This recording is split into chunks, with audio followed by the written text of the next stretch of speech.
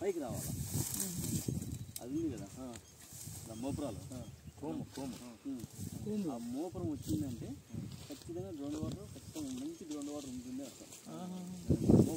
మోపురం రాకుండా మాకు చిన్న చిన్న పుట్టలు ఉంటాయి అట్లా పుట్టలకి ఇట్లా జీలడి చెట్టును రెండు కంబైన్గా ఉన్నాయి కాబట్టి ఇది ఒక గుడ్డి పుట్టు. ఈ ఏరియాలో నీళ్ళు ఉంటాయి అని పెద్దోళ్ళ కాలంలో అట్లా చేసేవాళ్ళు. గుడ్డి గుడ్డు ఏమైనా ఉంటాయని